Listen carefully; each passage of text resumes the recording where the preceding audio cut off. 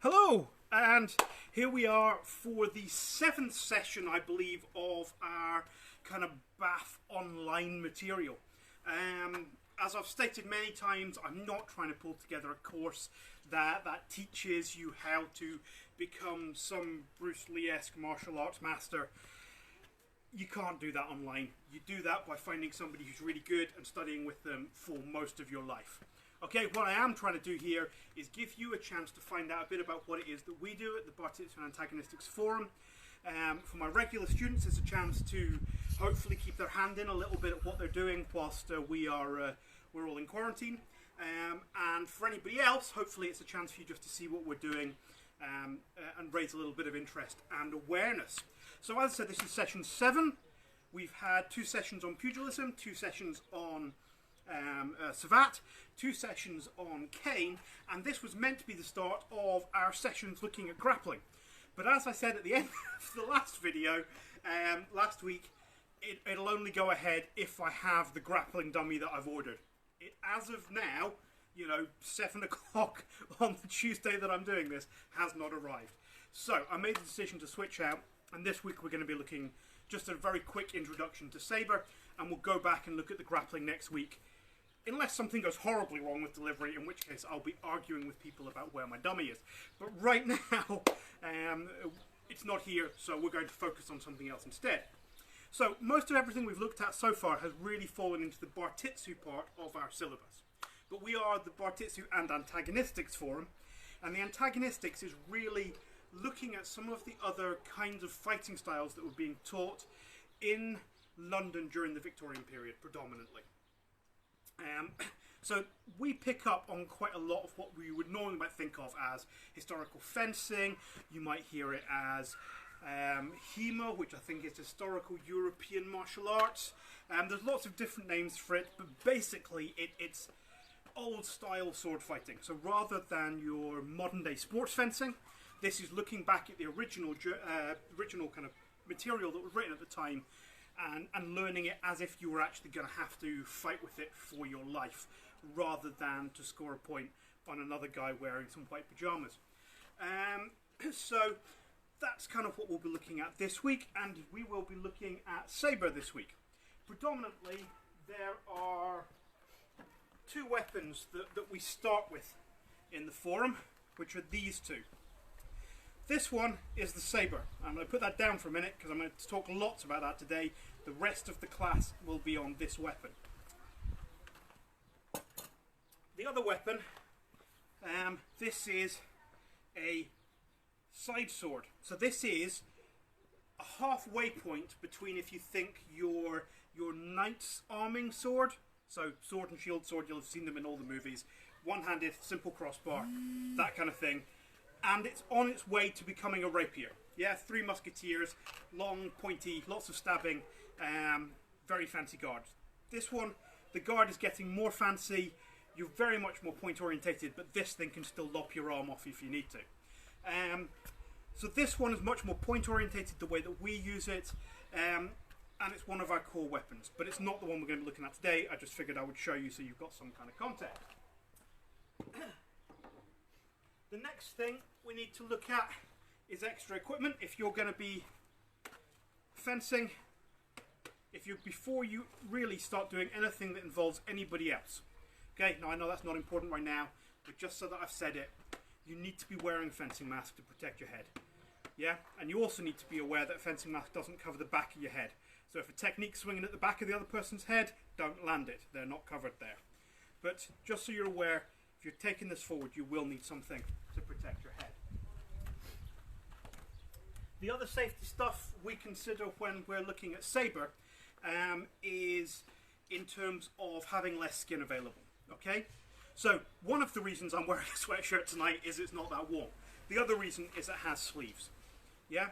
So whilst I might get a scalp, a bit of a splinter off a cane, or I might get a bit of bruising if I'm sparring with somebody, if I get a metal splinter in my arm off like a badly maintained saber, then there are lots more medical conditions can come off that, as well as obviously the pain that will come from that. So we always advise long sleeves when training any form of metal weapon. The other thing is a glove, partly because it's going to protect your hand when you're holding a sword. That constant rubbing motion of you moving this around will take quite a toll on your hand. So that's the other bit of protective gear. Now obviously I'm just going to be waving a sword around in my back garden, so I don't really need a helmet, but I am going to go with the long sleeves just in case I stupidly smack myself in the arms, and my gauntlet because that is standard training gear. Right, okay, so we talked a little bit about the safety stuff. The other thing I would always say when it comes to safety, if you're practicing this, if you're practicing any martial art, anything you see offline, you know your body, you know what you can and can't do. Don't push yourself past your limits, push yourself to your limits, practice at where you are, you will get there in time. So, let's start with, we do all classes, and we shall fall in. So, from my attention stance, and you'll notice this is very light cane, and will be right up until the point I go into a guard. So from here, we fall in.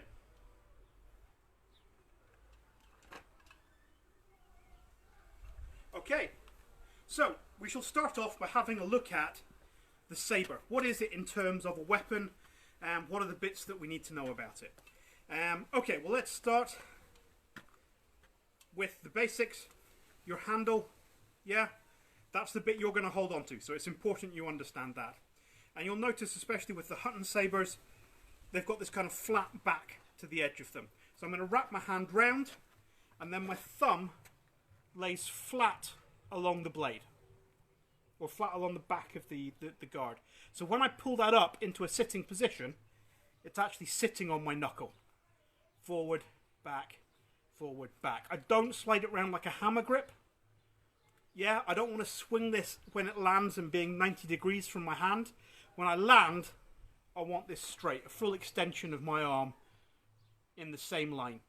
So, flicks back, flicks forward, everything I do comes from that guard. Comes from that, right, sorry, that holding position. The next thing we've got is the guard, and this makes it a completely different weapon to the cane when we've looked at it, because when I'm fighting and something hits the blade and slides down, it bounces off my guard. My hand has protection now, and that means I can hold it lower, I can do a lot more different things with it. Also, if I need to, I can punch people with it. It is a perfectly effective knuckle duster if things get a bit too close. So moving on, we've then got the blade. Now, I'm sorry for those of you that are been using blades for years, but just for the basic breakdown, the blade's cut into two parts about halfway down. The bit nearest your hand, we call that the forte. That's your strong bit of the blade, and that is the bit you want to be parrying with. Okay? So the other guy's bit flying in towards you, that's the bit you want to stop it with. The other bit is the foible, and this bit is the bit you want to hit with. Okay? It's the furthest away from you, so if you think about it, it's the bit moving fastest. Okay? If you need me to explain the geometry of that, I'll do that another day with diagrams and maths and things that other people hate. But that's the bit you want to be hitting with. In fact, if you go about 2/3 of the way up the blade, normally to round about where the fuller ends, the fuller is this dip, kind of indent in the blade. If I go to the top of there, it's about 2/3 of the way up the blade. That is the sweet spot. That's where I really want to hit the other guy. If I can land that point on the other guy, that's best. Okay? So when I'm swinging it, that's the bit I want to be hitting the other guy, which is important for range and things like that. Sorry? Is there a bird or something that you can hear loud chirping? There could be, but there's not a lot I can do about the bird that is on the roof. Just making a loud noise or something. I think you misunderstand how many birds are in this area. You're just going to have to listen to me with soundtrack of bird. I am sorry. I'm not going to start killing wildlife just so that I can talk easier. Although it is very annoying now you've pointed it out. Thank you. Right, anyway, so that was the sweet spot that we want to hit with. Now, we've now, as I kept saying with the cane, we don't have a true edge. This time we do. And that means we have an edge all the way down here, and that's the bit I need to hit with. If I hit with the side of it, I'm hitting with a blunt metal thing. I'm going to do very little damage. What I want to do is hit with this long edge here, and that's going to do all the damage. Now, interestingly, it's worth noting that the back top third of the saber is also sharp. Okay, so some of those wrap shots we were looking at with with cane, okay, we're not going to do this one, but we do have that option to use the back of the blade to deliver a cut. Okay, so that's something we're not going to touch on today, but just for sake of completeness, you should know. So that is the saber. It is a primarily cutting weapon, and this particular style we're going to be looking at was designed for using, this was a training style, okay? This isn't how you fight if you go out into a battlefield with a saber, okay? This was designed to teach people the basics of fighting as an introduction before teaching them how to actually use it to bludgeon people. It's for teaching good technique. It was used in the training halls, and that's really where it's designed for, okay? So you're not going to see any huge sweeping cuts that's going to lop somebody's head off, but with a slightly heavier saber and a slightly different technique, you totally can. Okay, if we want to start looking at something like, I think it's Hungarian is the traditional one for lopping limbs off. But we're going to be looking very much at a formal teaching style which comes from Hutton. Alfred Hutton is the guy who really kind of wrote it all down, and has written one of the best textbooks on fencing, but we're going to talk about that later. For now, just so you're aware of kind of the style that we're going to be teaching. Okay, so next thing we need to look at is stance. How are we going to stand when we use this? Okay, footwork for me is pretty much always the same, and I'm sure people will object to it, but one foot facing directly forward at your opponent, the other foot goes about a shoulder's width back, half a shoulder's width out to the side, and turns at 45 degrees. Okay? Now, unlike a lot of weapons where I want to turn very straight on so that I've got both hands, this hand is empty. I'm not even putting a glove on it. I do not want this anywhere near a flashing bit of metal. Okay? So that is going to sit either on my hip in a very gentlemanly fencing way, or is actually going to sit in the small of my back to keep it out of the way. Okay? You can bring it up and just tuck it in. You might do if you're in a more military style where you might have to grab something.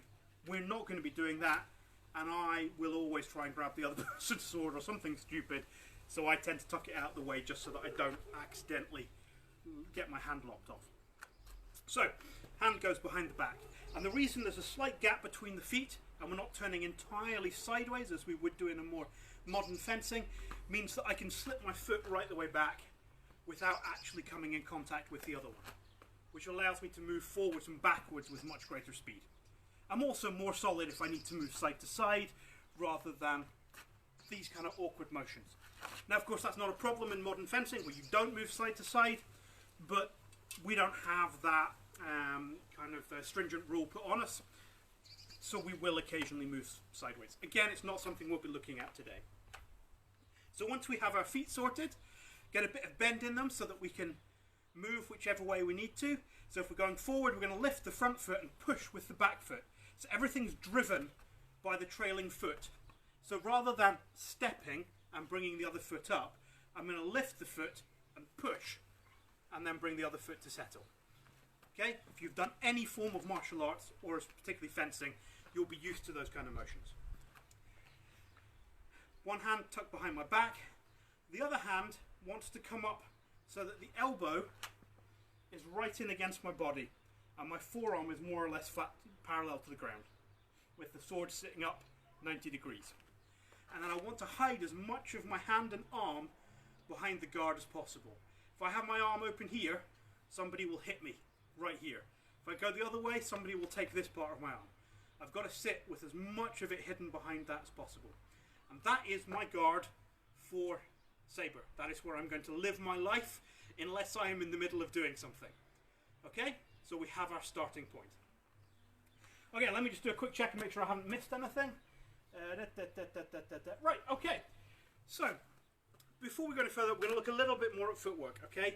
And in terms of where we are at the minute, I'm going to give you 3 positions and moving between them that you need to know. And everything else can wait till another time. Okay? We need to be familiar with the half lunge, okay? So from our starting position, I'm going to lunge forward. Now this isn't a full-on, you know, modern day fencing lunge as comes later with something like rapier or something. Instead, what I'm looking for is just kind of a half lunge forward. So I'm moving some distance, my back leg goes straight, but it's more into what you think of as a lunge for like if you were doing, you know, kind of lunges, rather than a full fencing lunge, okay? So that's one position. You have your guard position, your half lunge, and then for lack of a better term, we're going to have a tension stance. We're going to bring those heels up so they're almost touching. Okay? So we have a tension, guard, half lunge, guard, half lunge, attention, half lunge, guard. Okay? Hopefully that makes sense. Now really, we're only going to use 2 of these. The guard position we're going to use when we're not doing anything else. But the rest of the time, we're probably going to be transitioning between the other 2 guards.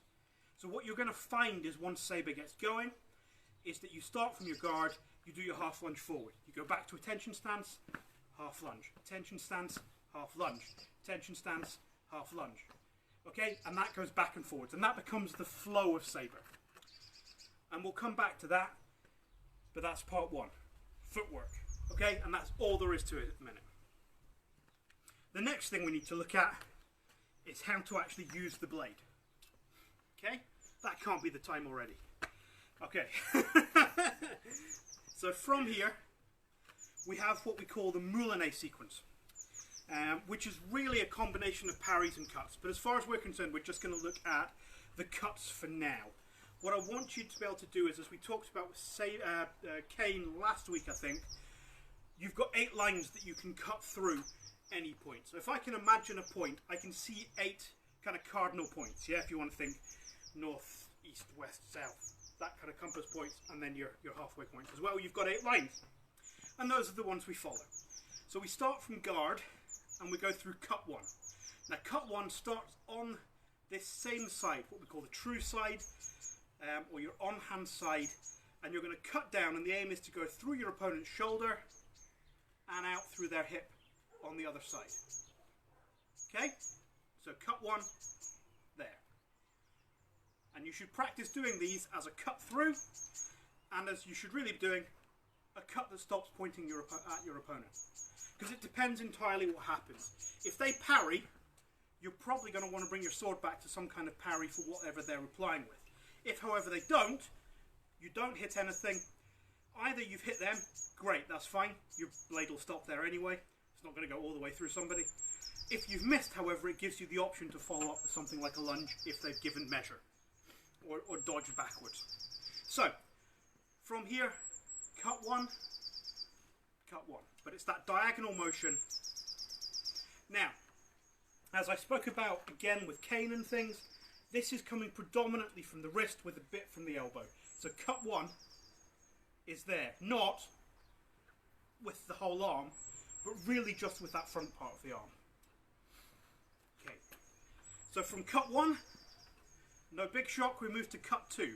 Cut 2 comes down that opposite direction. So this time, we're coming diagonally down from the offhand side, through my opponent and out through their hip.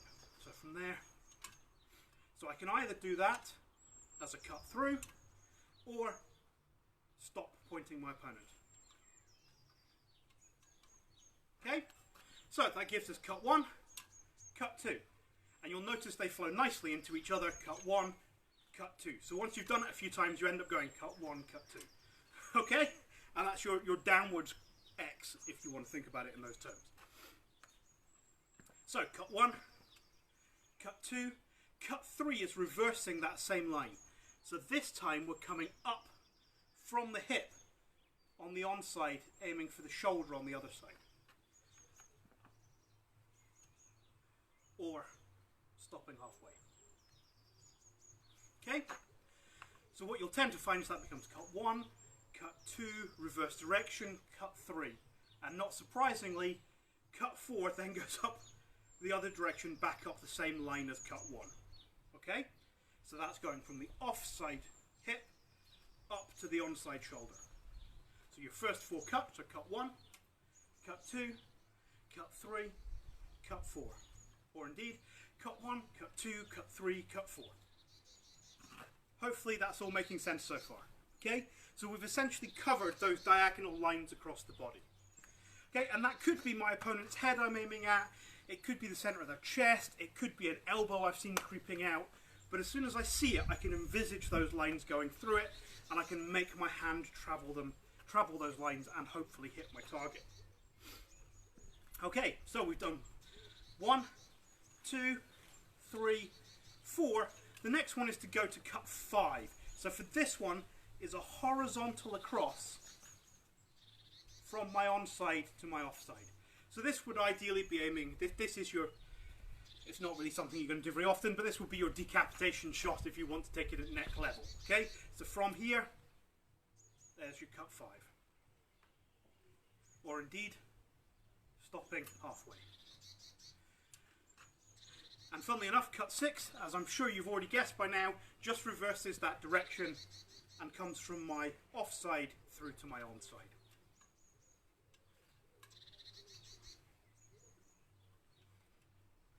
So we have cut 1, cut 2, cut 3, cut 4, cut 5, cut 6.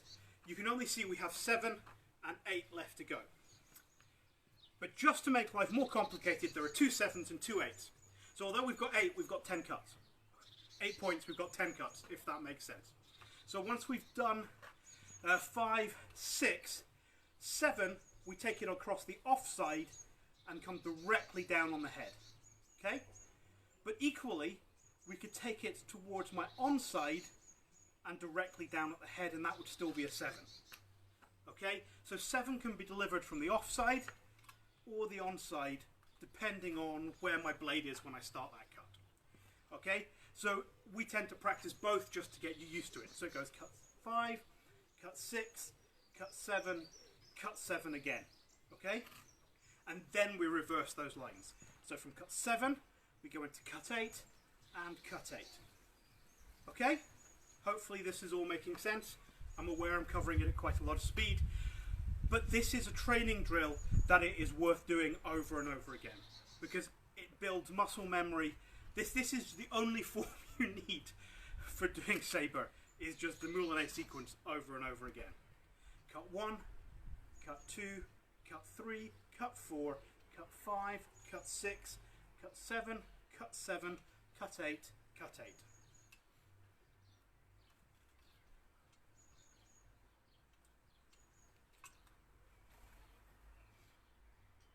Okay, once you've got the hang of that, practice each one from your guard and returning to your guard. So guard, cut 1, guard, cut 2, guard, cut 3, guard, cut 4, guard, cut 5, guard, cut 6, guard, cut 7, guard, cut 7. Well, that was bad, that was into 1 again. Guard, cut 7, guard, cut 8, guard, cut 8. Okay, so once you've got that, you can then cut from any angle. Any guard you end up in, you can learn to cut back down those lines, okay? So once you've got the hang of that, you have your attacks, okay? So then, we need to put that together with your footwork, okay? So for now, we're only going to look at the offensive half of this. So we're going to start from guard, and we're going to do cut 1 and go into... So I'm going to move back a little just to make it a bit more visible, hopefully. So I start from guard, and I'm going to cut 1 on a half lunge, recover, cut 2 on a half lunge, recover, cut 3, recover.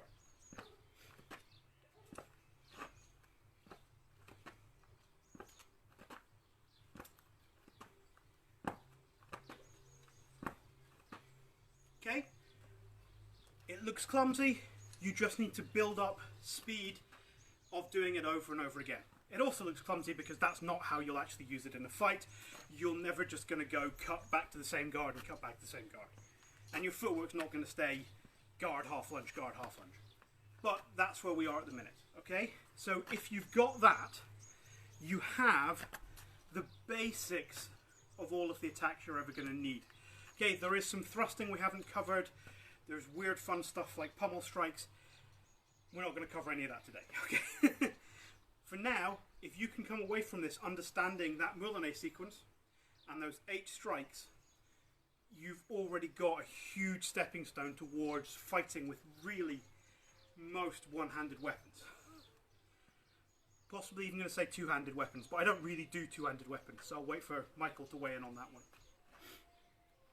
But So, yeah, hopefully that makes sense. You have your 8 lines of attack. We're going to come back to that, the other side of me rambling a bit, when we're going to look at the defenses, the parries, and then how we link it all up together. Okay, it's a lot of information here. This is much more just an introduction, as I said, than expecting you to pick up everything first time. And the advantage of things being recorded means you can go back and laugh at me over and over again trying to explain the same thing. Right, so as I thought we were talking about Hutton's style of saber, it made sense to tell you a little bit about who Hutton was.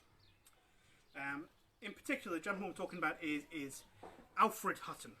He is a Yorkshire man, so that's always good to get somebody from the north. Not north enough for my liking, but you know, Yorkshire's pretty north. But anyway, he grew up in quite a wealthy family. He was a 4th, 5th, 6th kid, something like that. And I mean, he started fencing when he was about 12, I think, in a local fencing school that was taught. And then he kind of, after high school, or not high school, that's way too modern, but after he finished a normal education, he moved down and started studying in Oxford. And his ambition was to graduate from University College Oxford and become a priest. That was his plan, was to join the church and spend his days as a man of the cloth preaching. However, during his kind of final years at Oxford, the mutiny broke out in India, funnily enough known as the Indian Mutiny.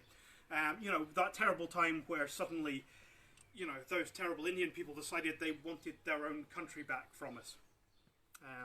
Yeah, absolutely. But anyway, so we needed that country for tea, but they needed it for something more important, like, you know, living in it. So anyway, mutiny breaks out, but this gives Hutton the idea that actually maybe he doesn't want to spend the rest of his life as a priest, and actually he quite fancies being a soldier. So he quits, he never finishes, never graduates from Oxford, and instead goes up to Perth and joins the Highlanders Regiment in Perth as a cadet. Whilst he's there, he takes all of his fencing equipment and stuff with him. It's still taught at that point. You know, sword was still something that most soldiers carried, so it was something that was actually used in battle, as well as things like bayonet, which he was also familiar with fencing from his childhood. During one of the first fencing classes that was being held to train the new recruits, it was clear that he had some knowledge of what he was doing because he had all his own kit with him. So the guy running the class decided it was a good idea to make an example of this smug student, knock the crap out of them publicly in front of everybody, and then he'd have the class eating out of his hand. Unfortunately, in every single bout they had in every single weapon, Hutton won, hands down. So much so that he was then actually handed, asked to set up a fencing club and handed the what's the word, the kind of commission, words gone out of my head. But anyway, he was asked to basically run the fencing for the Highlanders. So he spent the next few years basically becoming a physical education teacher, a man-at-arms, much like when we talked about Vignay a few weeks back, and teaching people fencing, particularly bayonet fencing. He then went on and actually moved through a number of different units. I think he was part, as well as the Highlanders, he was part of the Hussars, the 7th Hussars, and the 1st King's Dragoons Guard. Might have the name wrong on that one.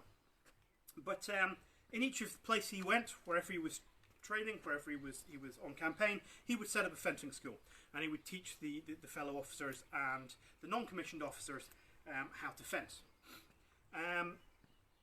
He also at this point started writing, released his first little pamphlets whilst he was actually with I think it was his first regiment he was with actually. But anyway, he wrote a little pamphlet on swordsmanship that got the attention of a few people, and from there he gained a reputation and people started to listen to him. He did away with having big curved swords like the really heavy sabers used on horseback, in favour of something much shorter and straighter and point orientated, trying to run people through and stab people rather than these big sweeping arcing cuts that were fashionable at the time. So he changed the way that mounted mounted swordplay was actually used within the armed forces of the UK. He also, by this point, bayonet fighting had pretty much gone out of fashion. People didn't like it because you either shot, and if they got closer, you used another weapon, because bayonets were big, slow, and clumsy. And Hutton, again, kind of disproved that. Said they were relying too much on the old Italian styles, and there was a lot of new stuff coming out of France, and taught the regiments different ways of fighting. Kind of made bayonet fighting a common part of fighting again amongst the British soldiers. So he had obviously quite a big influence on what was happening in the military at the time. Sadly, his career was cut short. I don't really know why, but he was injured and sent home invalided. So he set up in London. He had his own fencing school. And at this point, he also took an interest in other martial arts as well. And signed up and actually was learning, I think, cane and jiu-jitsu from the Bartitsu Club. So actually for a while he was on the board of directors of the Bartitsu Club, so directly involved. Also they used the Bartitsu Hall, along with some other people he'd met who had similar interests, to actually start teaching historical fencing.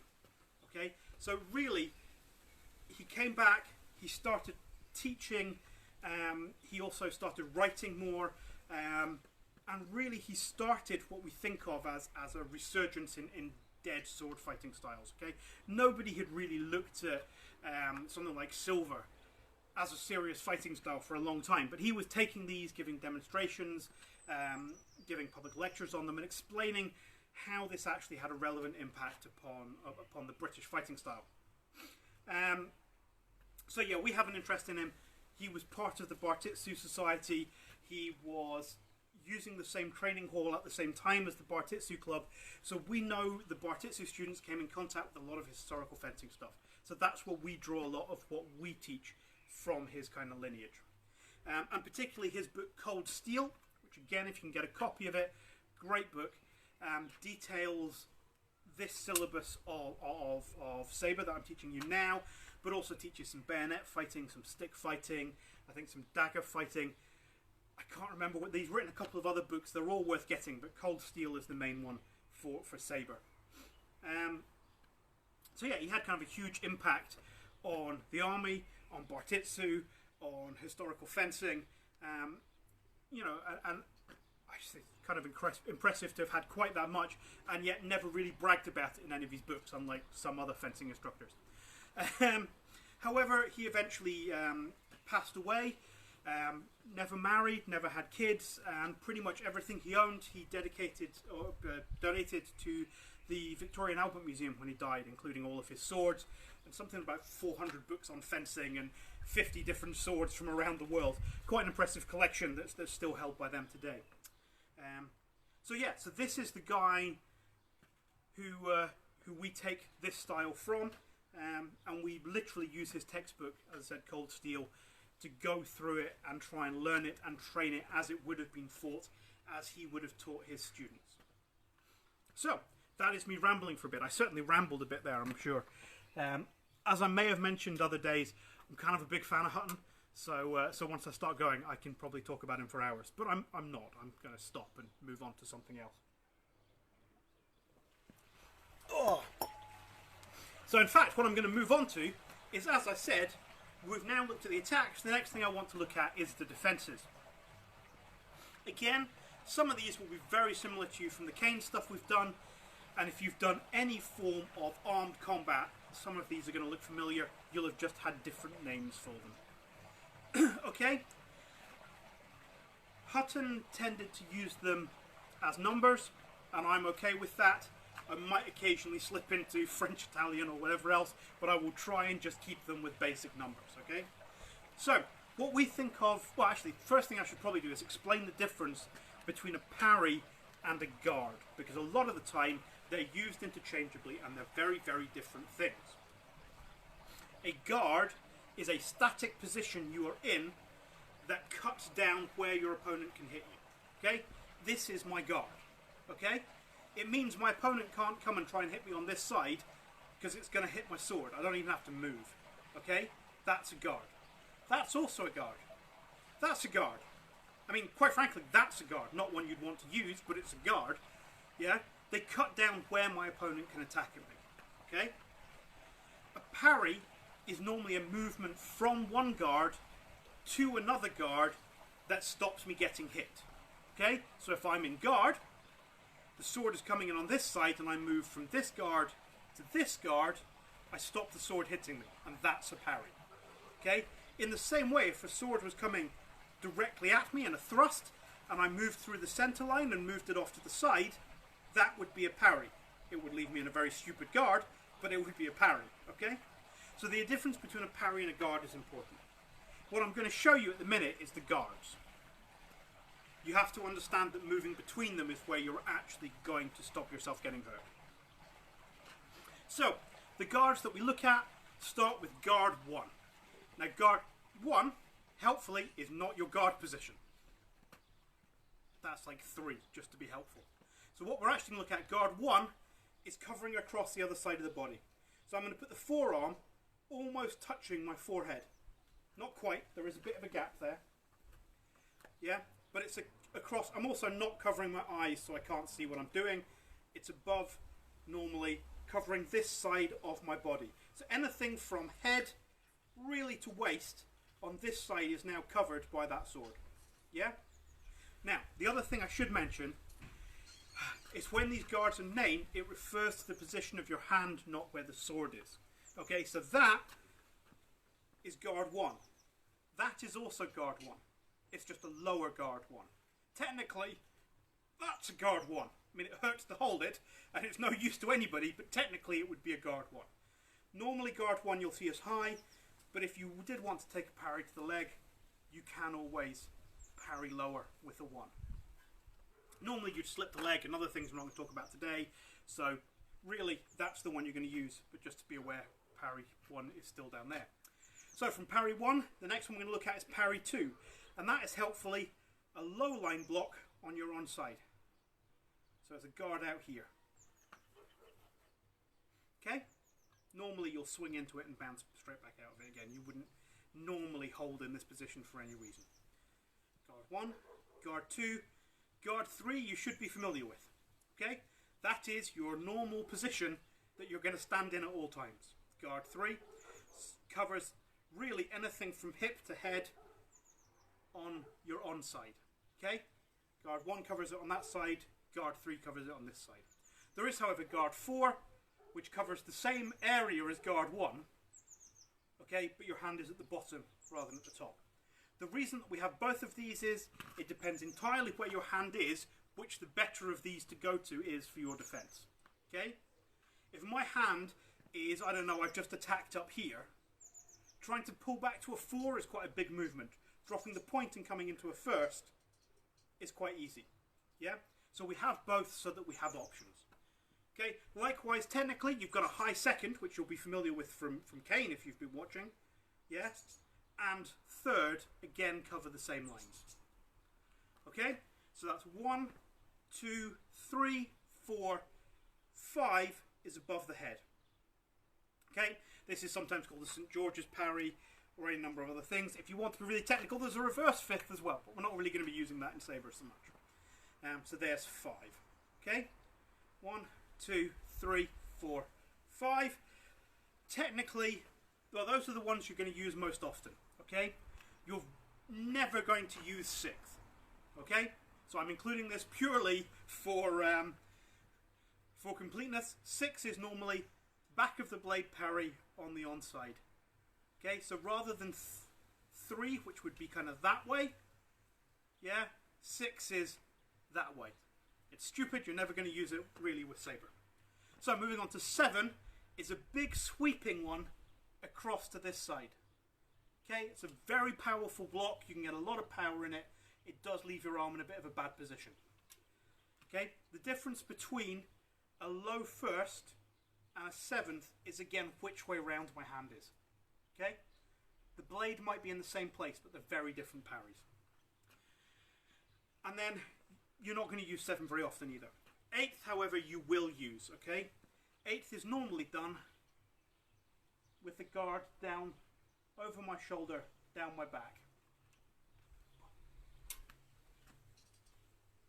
that is one you will use quite a lot. Okay? Really, the guards you're likely to use most are 1, 3, 4, 5, and 8. Yeah? The others are there, but you're not going to use them so often.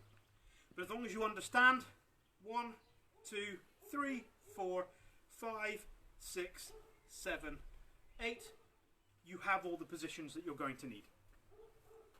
Okay, that was quite quick, but hopefully, again, that's made some kind of sense. So now we're going to look at the second half of our movement that goes with that. So if I'm in my guard position and I want to parry, I will do that parry moving back, giving ground, and going into my attention stance. So if I was here and I wanted to go into the guard first, I come back and then back to guard. 4th, back to guard. 8th, back to guard. Okay? You don't always give ground. This is just to give you an idea of the flow. Okay? Every weapon has its own distinct way that it looks, how it feels, how it moves. And unless you've seen multiple fighting styles, that probably doesn't make a lot of sense to you. Because what you see in movies and things is really the same group of about 8 or 9 different stunt teams doing very similar things with different weapons. But it doesn't look and feel different. If you watch actual people training, they look and feel very different. So this is more to give you the feel of saber. Okay? So what we're going to start with now is combining these things together. Okay? And the idea is that every attack is going to be followed by a defense, followed by an attack, followed by a defense, followed by an attack. So we start from guard, and we do an attack. Say cut 1. Okay? From there, we need to move to a parry. So we're coming all the way back into a parry, followed by an attack, followed by a parry, followed by an attack, followed by a parry, followed by an attack, followed by a parry, followed by an attack. Okay? So you don't end up in that guard position very often. It's there when you're not doing anything else, but once you start moving, you're moving backwards and forwards to deliver that flow of combat. Okay? And really, once that gets going, and the other person is obviously at the opposite timing from you, attacking and parrying, that's saber. That's what it feels like, that's what it looks like, and it goes back and forwards, normally until somebody pulls off something cleverer than a straight attack. Again, not stuff we're going to be covering today. Some stuff is really, really difficult to teach with one person. But what you're hopefully seeing is that you have this feel to it where you attack, you parry, you attack again. Once you've got that, you can start going to the equivalent of your shadow boxing. Yeah? So I can picture my opponent in front of me and know where they're attacking and come back with my parry and I cut back. And then I can picture where they're likely to, if they have parried that, come back towards an attack for me. Yeah? So I can start to build up that sequence of cuts and parries and start producing that same kind of feel that we had when we were doing the shadow boxing with the pugilism and the savate, or the cane even. And once you've got that and you keep practicing it, things start to flow, and you find you don't parry and attack. That moulinet of moving from one attack into another attack takes us through those parries. So those parries happen almost incidentally in between your attacks. So it becomes a constant flow rather than a stop-start. So I don't attack and defend, I attack and defend and attack.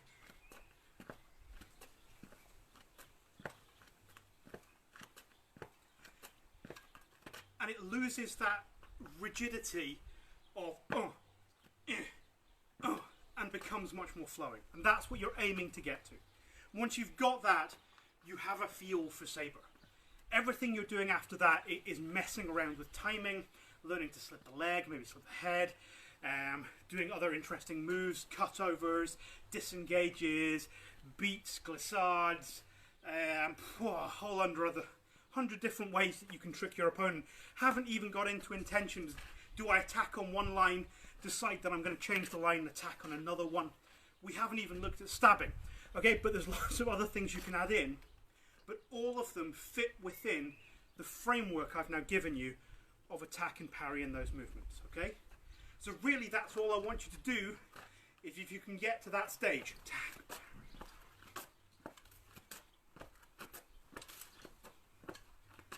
Okay? That's where you want to be.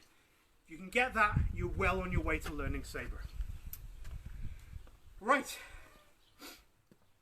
I'm just checking where I've got to. Right, yeah. So, in terms of... I'm going to try and finish up a little bit early because I know I've overrun horribly the last couple of weeks. If you want to practice anything to take away from this, I mean, great, carry on practicing your forms that we've learned in the other weeks. If you want to start learning something like saber, practice your moulinet, practice your footwork. Okay? Unlike a lot of martial arts, fencing isn't exciting. Okay? You don't have weird movements to learn and all the rest of it. You have a very simple set of moves that you need to practice over and over and over again. Okay? Until you get proficient at. But once you do, then all the fun stuff comes in. Okay? So stick with it. It is worth the practicing. So yeah, if you want to do training on your own, if you've got a cane that you've been using, you can, as long as you change the way you hold the cane, you can go through all of these motions with it anyway, okay? So you can practice that moulinet sequence. It'll help you for your cane fighting anyway. Practice your footwork. That will help you, okay? If you're ever unsure of what to practice your footwork. You need footwork for any kind of martial art.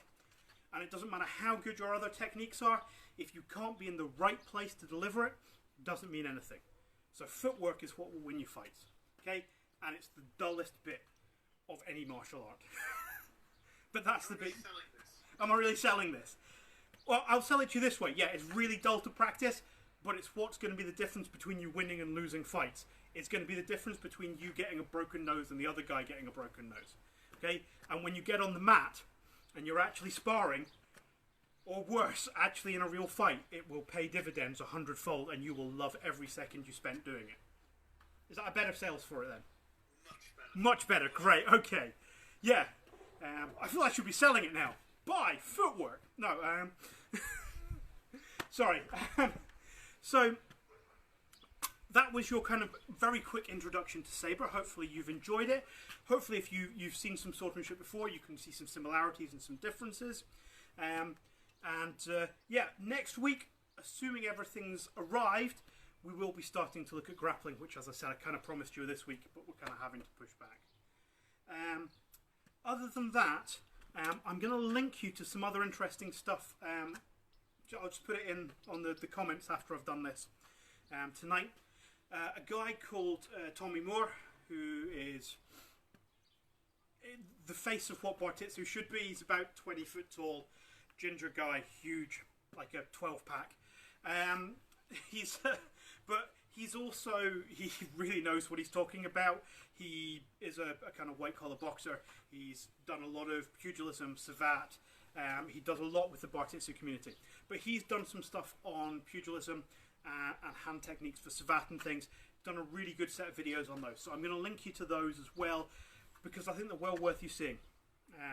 And as I said, you'll pick up techniques from there, different to what I'm showing you, but very complementary. Right, I think that might be about me for tonight, unless there's any burning questions.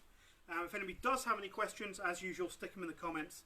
I'll pick them up later or message me or whatever. More than happy to talk swords, literally until well into the morning when I should be asleep. So yes, that is saber. It was one of the first weapons I learnt. I'm still in love with it now, and will probably continue to be in love with it.